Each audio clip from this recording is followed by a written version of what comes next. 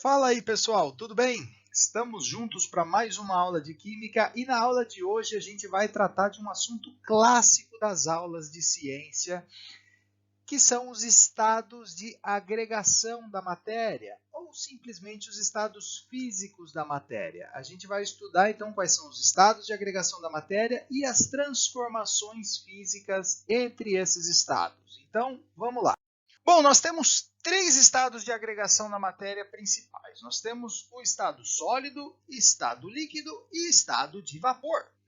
Nas aulas básicas de ciência, a gente costumava ver, em vez de estado de vapor, estado gasoso, tá? A gente vai ver daqui a pouquinho que existe uma diferença entre vapor e gás. Então, por enquanto, vamos trabalhar como estado de vapor, tá joia?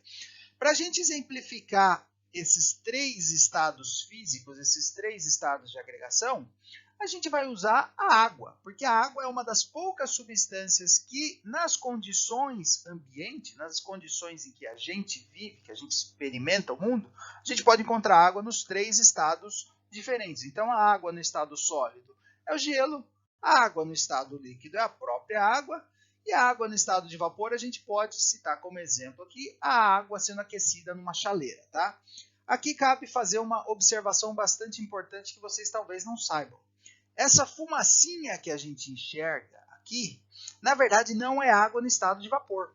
O vapor de água, ele está aqui bem no bico da chaleira, esse espaço invisível entre o bico da chaleira e a fumacinha, tá? O vapor de água, ele é invisível, tá? Ele é incolor, a gente não consegue ver. Então, essa fumacinha que a gente vê saindo de uma chaleira é água no estado líquido, em partículas tão pequenininhas, tão dispersas que elas conseguem flutuar, tá? É a mesma coisa que as nuvens. As nuvens no céu não são água no estado de vapor. É água no estado líquido, só que se apresenta em partículas tão pequenininhas, tão dispersas, que são capazes de se manter flutuando no ar. Quando essas partículas começam a se agregar em partículas mais pesadas, elas acabam sendo atraídas pela gravidade e caem na forma de gotas, que é a chuva, que a gente vai conversar um pouquinho mais para frente, tá? Existem transformações entre esses três estados físicos, entre esses três estados de agregação da matéria. Quando a gente passa do estado sólido para o estado líquido, a gente tem a fusão.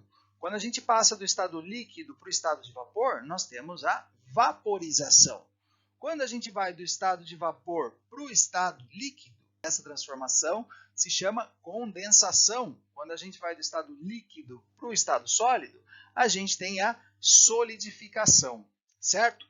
E nós temos também transformações que não são tão comuns para a gente, que são do estado sólido para o estado de vapor diretamente, tá? Essa transformação ela é chamada de sublimação.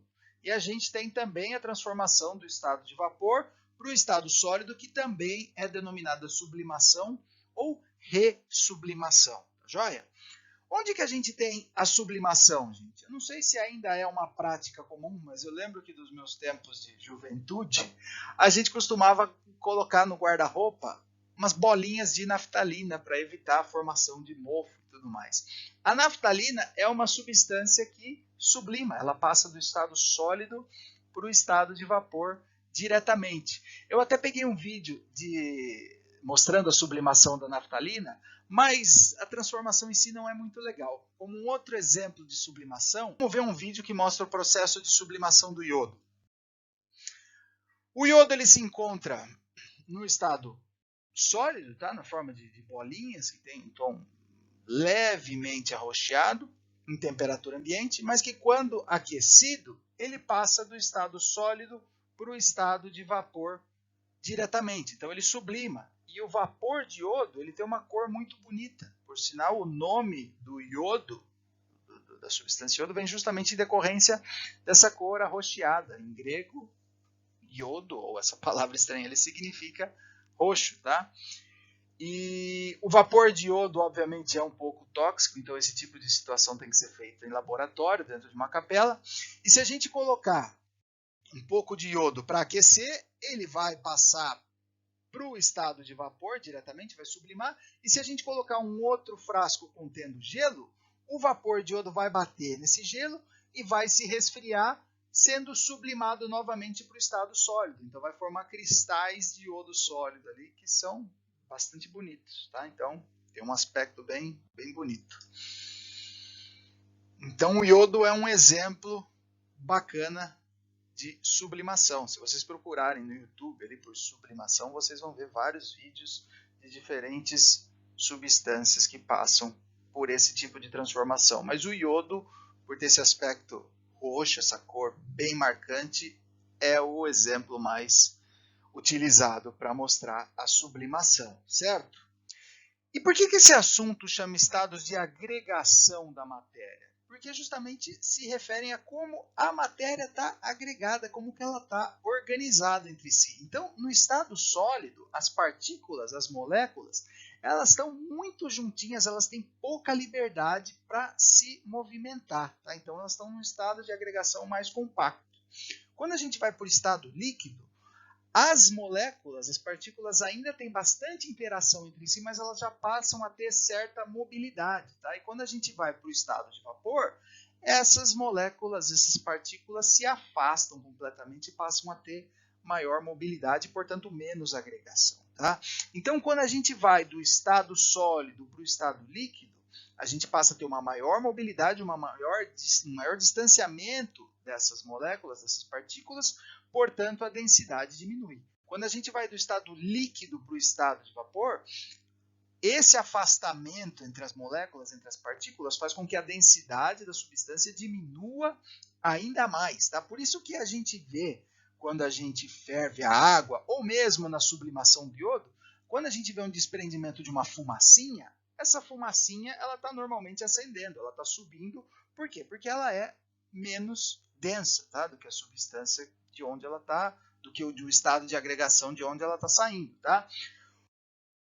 Esse é o caso geral da matéria, tá? Mas nós temos algumas exceções, como por exemplo a água. Tá? O que acontece com a água? A água é uma das raras exceções onde o estado sólido é menos denso que o estado líquido. Tá? A água em estado líquido ela é mais densa do que a água na forma sólida, do que a água em gelo. Por isso que o gelo boia na água. Tá? E por que isso acontece? Isso acontece porque quando a água se solidifica, quando a água passa para o estado sólido, as moléculas de água elas se organizam de tal forma que faz com que haja mais espaço entre as moléculas na forma física do que na forma líquida. Tá? Então, a água no estado líquido, as moléculas estão mais próximas umas das outras do que no gelo, do que na água no estado sólido. Nos cristais de gelo, a água se organiza de modo que haja um pouquinho mais distanciamento entre essas moléculas, o que faz com que o gelo seja menos denso do que a água. Mas isso é uma exceção. Tá? Normalmente, os sólidos são mais densos do que o líquido. Beleza? E como é que funciona, então, a mudança de estado de agregação da matéria, a mudança de estado físico? Como é que funciona? A matéria ela está em contato com o ambiente. Né? Então, de modo geral, a matéria ou ela absorve calor do ambiente ou ela libera calor para o ambiente, dependendo de quanta energia ela tem. Tá? E certas substâncias, quando absorvem calor, elas mudam de temperatura. Até que pode chegar a um ponto onde ela continua absorvendo calor e a temperatura é constante. Tá? Isso normalmente acontece na temperatura em que há mudança de estado físico. Tá? Então, a gente denomina essa temperatura como ponto de fusão, quando a gente está falando da mudança do estado sólido para o estado líquido, ou ponto de ebulição, quando a gente está falando do estado líquido para o estado de vapor. Tá?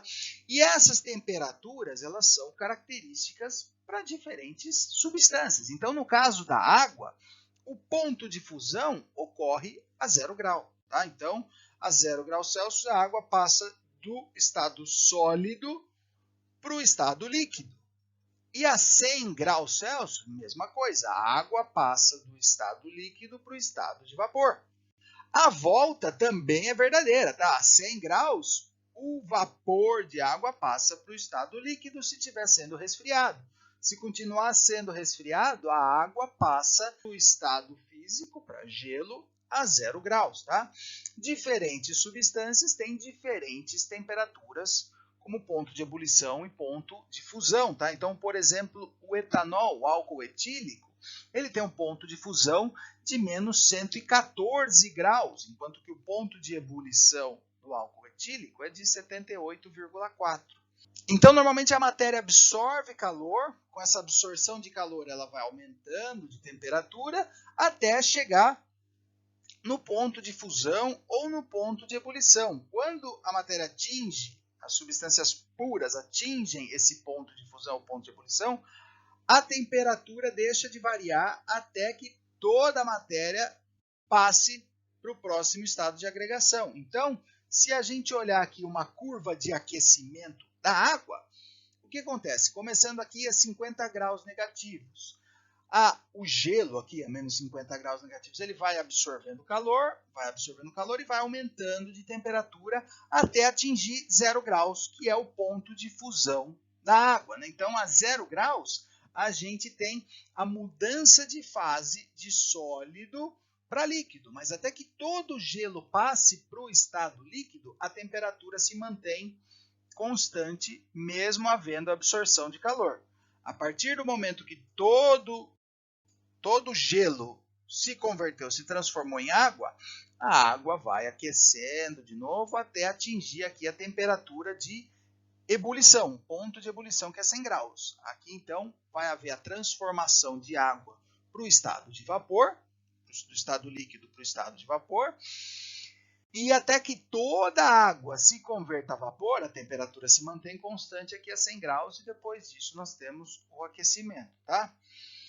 Então, por que eu estou falando isso? Porque a gente pode, a partir dos pontos de ebulição e pontos de fusão, a gente pode identificar que substância é, porque essa mudança de fase, essa mudança de estado de agregação, para uma substância pura, para uma substância sem nenhuma mistura, essa temperatura, essa mudança de fase, ela ocorre a temperatura constante, que é denominada o ponto de fusão e o ponto de ebulição. Se a gente tiver uma mistura de substâncias, a gente deixa de ter uma temperatura fixa, tá? O que é esse gráfico aqui? Esse gráfico ele mostra a temperatura de fusão de misturas de água e álcool, água e etanol, tá? Então aqui no eixo X nós temos a porcentagem de etanol, tá? Então aqui 0% de etanol significa que a gente tem só água, tá? Qual vai ser a temperatura de fusão da água? A temperatura de fusão da água aqui é 0 graus, como a gente discutiu. Conforme a gente vai aumentando a quantidade, a porcentagem de etanol, a temperatura de fusão ela vai diminuindo, tá? Então, o que a gente faz quando a gente precisa gelar cerveja rápido num churrasco? A gente adiciona álcool no gelo, tá? Porque o que vai acontecer? Vai diminuir a temperatura de fusão. Então, se a gente adicionar, por exemplo, 20%, vamos pegar uma mistura aqui de 20% de álcool e 80% de água, né? Qual vai ser a temperatura de fusão? Vai ser aqui, ó, menos 10 graus. Então, a gente vai ter uma mistura que até menos 10 graus vai estar líquida, tá? Quando a gente tem latinhas de cerveja ou de refrigerante no recipiente, e esse recipiente é líquido, a troca de calor é muito mais eficiente. É muito mais eficiente você gelar uma cerveja ou uma latinha de refrigerante, do que quer que seja, numa mistura contendo água e gelo, porque o contato da água com a superfície da sua latinha vai ser muito maior do que só o gelo, né?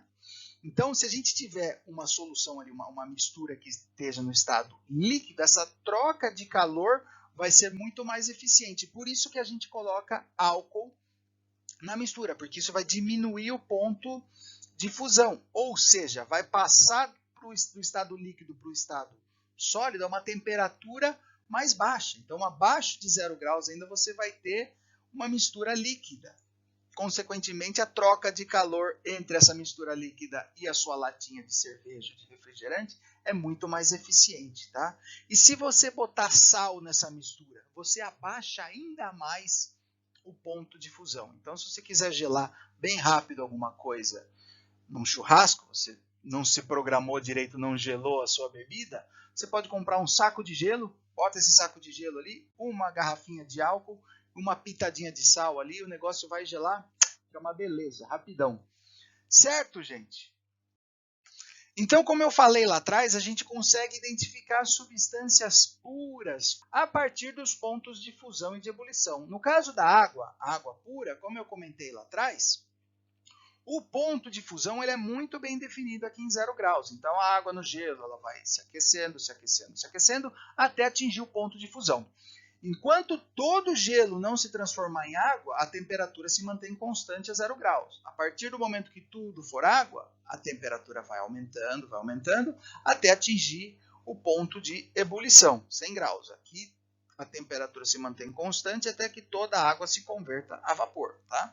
O mesmo vale para o resfriamento. Tá? Então, se a gente tiver vapor superaquecido, conforme você for resfriando e ele atingir o ponto de ebulição, onde vai haver a mudança do estado de vapor para o estado líquido, passa a haver a condensação da água, essa condensação ela ocorre a temperatura constante até que todo o vapor se converta a água. Tá? Quando todo o nosso vapor tiver convertido a água, aí sim a temperatura passa a diminuir até atingir o ponto de fusão, onde vai haver a solidificação da água para o gelo. Então, enquanto toda a água ainda não estiver convertida em gelo, a temperatura se mantém constante, beleza? No caso de misturas, como eu falei lá atrás, o ponto de fusão e de ebulição, apesar daquele gráfico que eu mostrei no slide anterior, ele não é tão definido. Então, nós vamos ter uma faixa onde vai haver a mudança de estado de agregação. Tá? Então, a gente pode ver se uma substância é pura ou não a partir de uma curva de aquecimento. Tá? Então, numa curva de aquecimento de uma substância impura, ou seja, quando tiver uma mistura de substâncias, a mudança de fases ela não vai acontecer numa temperatura constante, como a gente viu nos gráficos anteriores. Tá? O ponto de fusão e de ebulição ele não é definido. Nós temos uma faixa de fusão e uma faixa de ebulição, ou seja, uma faixa de temperatura e não uma temperatura específica e bem definida. Beleza? A vaporização é um fenômeno que pode ocorrer de diferentes formas. O que é a vaporização mesmo, gente? É a mudança do estado líquido para o estado de vapor. Tá? Não necessariamente uma substância tem que atingir o ponto de ebulição para passar do estado líquido para o estado de vapor.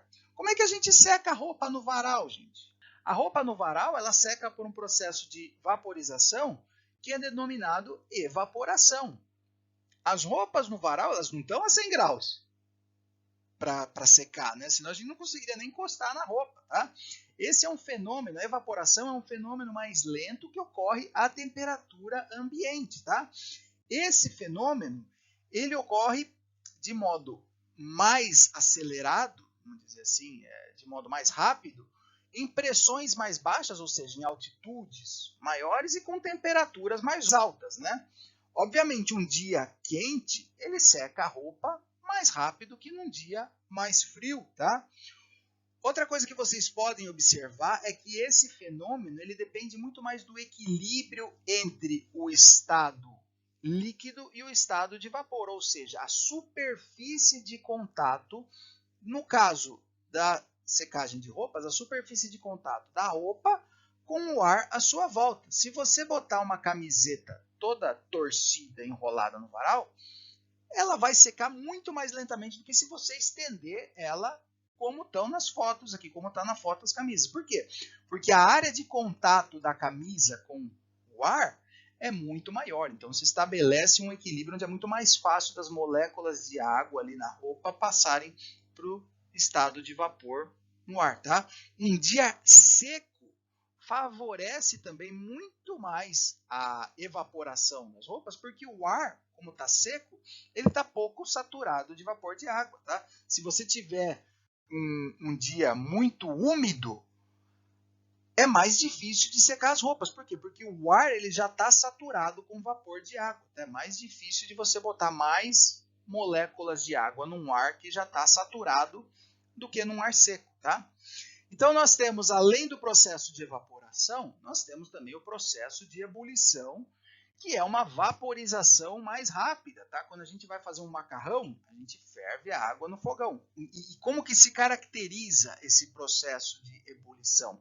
É uma vaporização mais rápida que a formação, a agitação do líquido e a formação de bolhas, tá? O que são essas bolhas que se formam quando a gente está fervendo a água?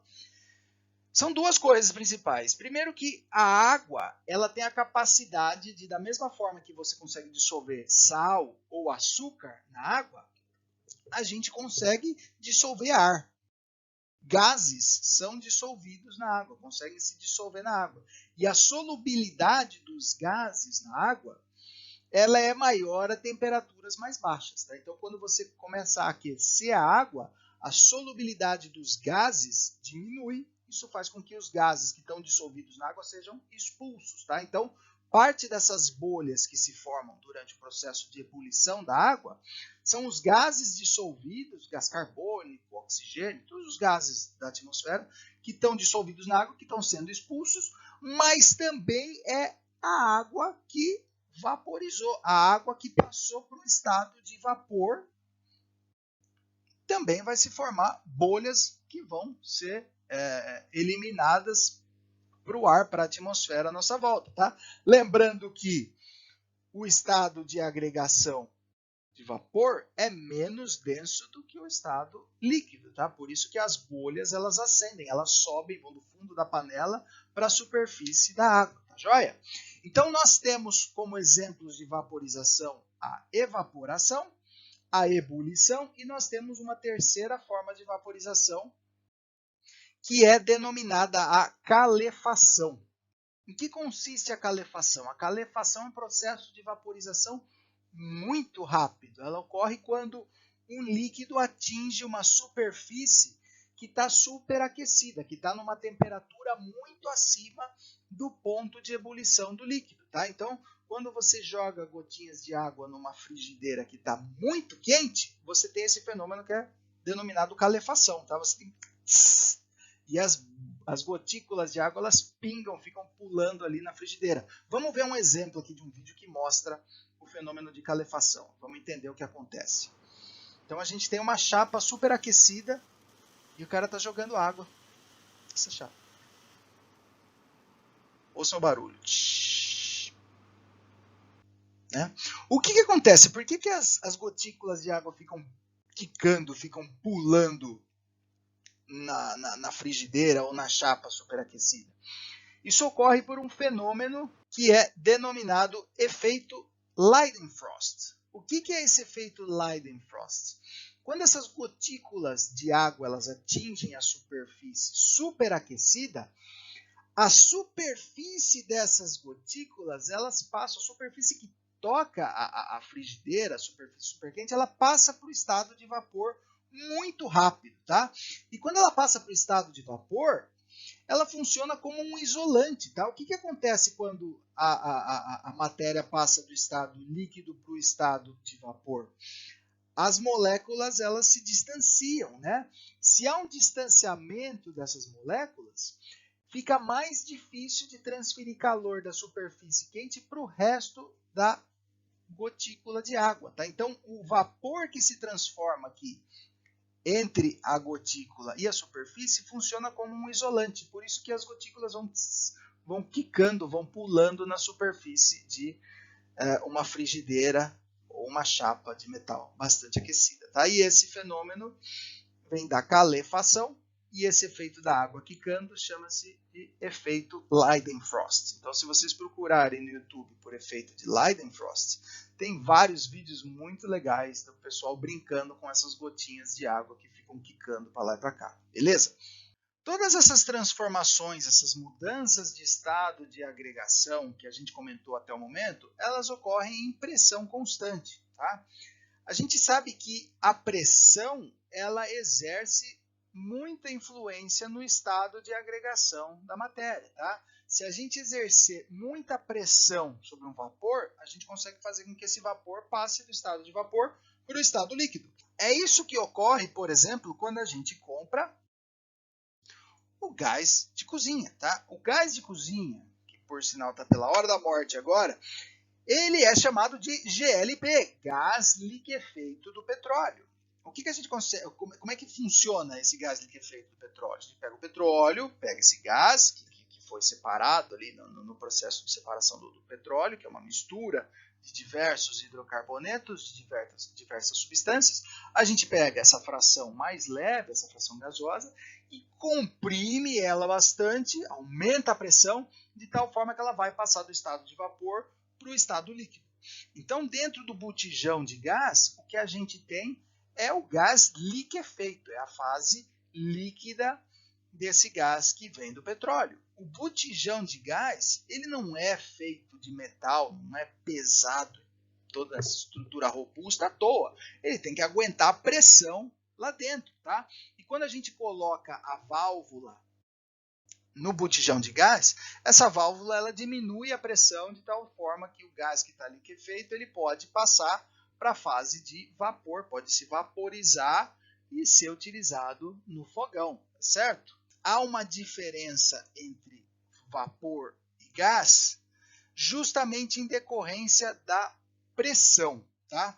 Quando a gente é capaz de comprimir, de aumentar a pressão de um vapor e esse vapor passar para o estado líquido, a gente diz que a gente tem um vapor, tá? Isso também é dependente da temperatura.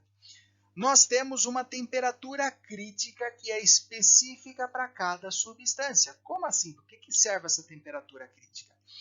Acima dessa temperatura crítica, não importa quanta pressão seja exercida na substância, a gente não vai conseguir passar ela do estado gasoso para o estado líquido. Então, acima da temperatura crítica, a gente tem um gás, tá? Porque toda substância vai ter uma temperatura específica, acima da qual não é possível comprimir essa substância e fazê-la passar para o estado líquido, tá? No caso da água, essa temperatura crítica é 374 graus, ou seja, acima de 374 graus, não tem pressão que a gente consiga colocar na água para fazê-la passar para o estado líquido. Então, acima de 74 graus, a gente tem a água como sendo um gás.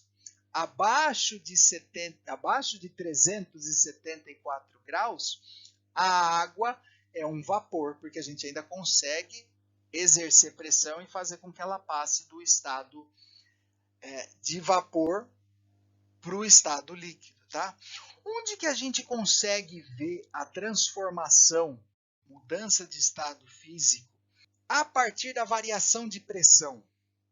A gente consegue ver esse tipo de fenômeno numa situação bastante triste, que são explosões muito fortes. Então, no ano passado, não sei se vocês lembram, teve uma explosão no Beirute, né, na capital do Líbano. Foi um acidente violento aqui. Acho que era um silo que armazenava fertilizante, nitrato de alguma coisa, eu não me lembro qual era o composto. Mas a explosão foi muito violenta, arrasou a cidade do Líbano. Vamos ver essa explosão foi filmada por vários ângulos e vamos ver então onde a gente consegue visualizar a transformação, a mudança de estado físico em decorrência da pressão. Tá? Vamos ver o vídeo e depois eu comento.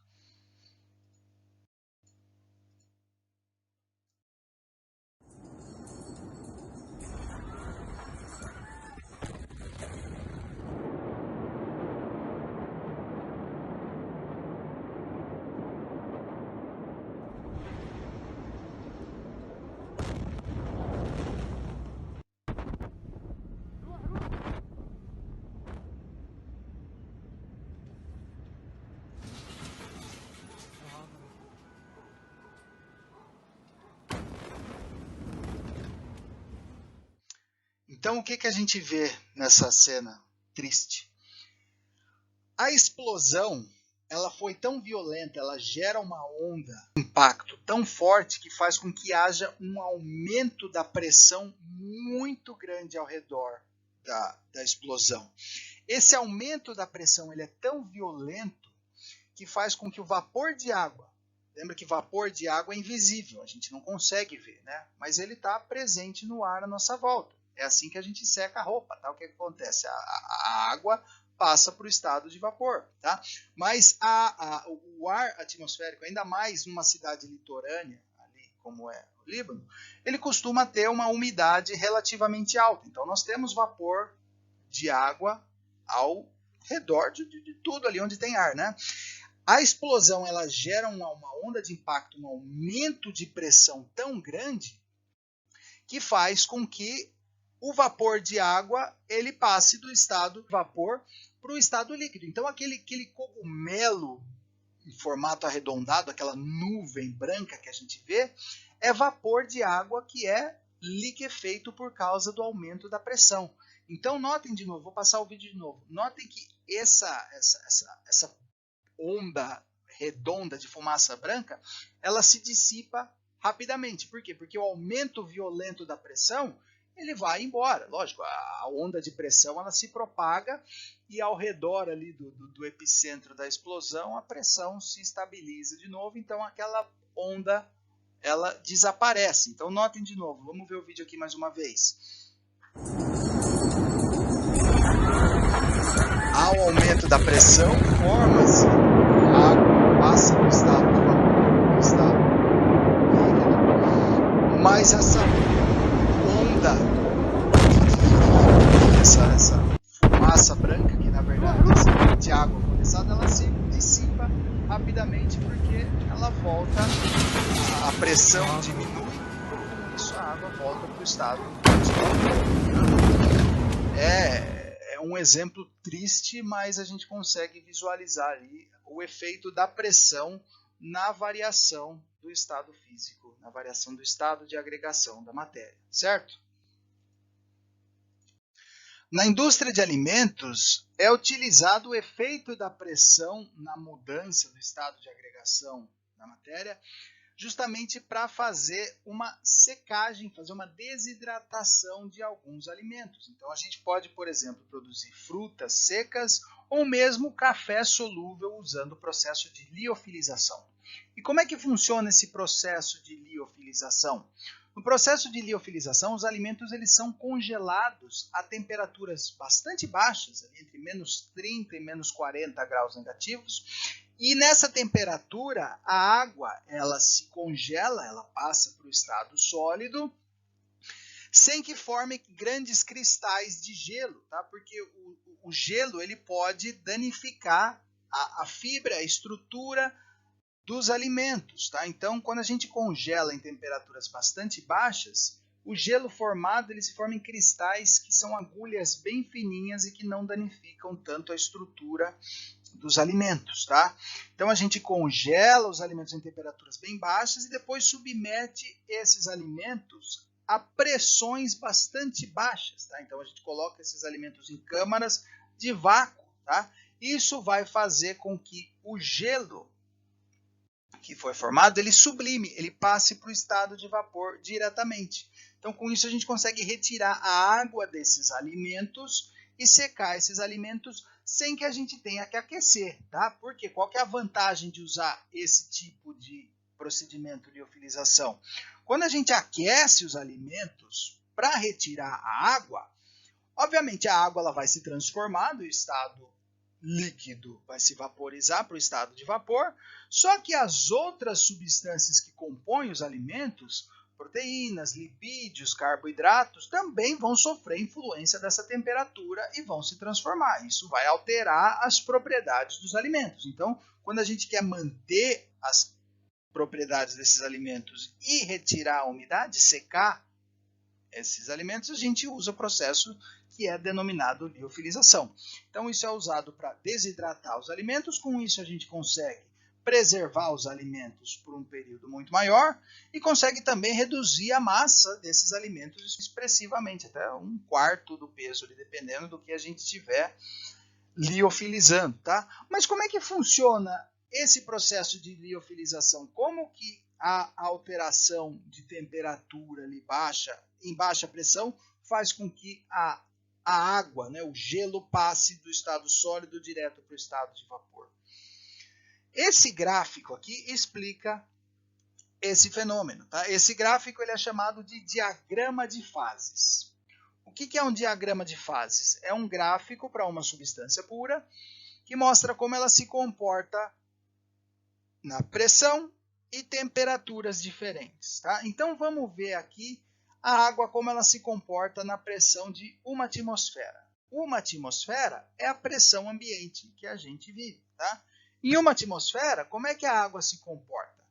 Em branco aqui a gente tem o gelo, em azulzinho a água e em amarelinho o vapor de água. Tá? Então a gente tem a água na forma sólida, gelo, a temperatura vai aumentando, lembrando que a gente está se mantendo aqui na pressão constante, então a gente só está andando no eixo X.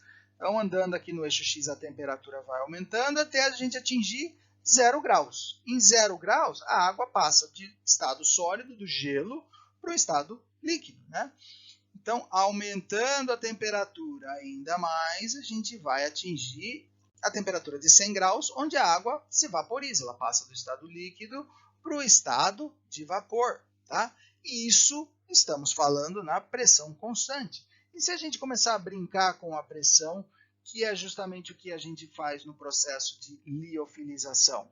No processo de liofilização, a gente congela os alimentos em temperaturas bem baixas e reduz a pressão. Tá? Então, numa temperatura bem baixa e numa pressão reduzida, o que acontece? O gelo ele passa, conforme a gente vai aquecendo, do estado sólido diretamente para o estado de vapor.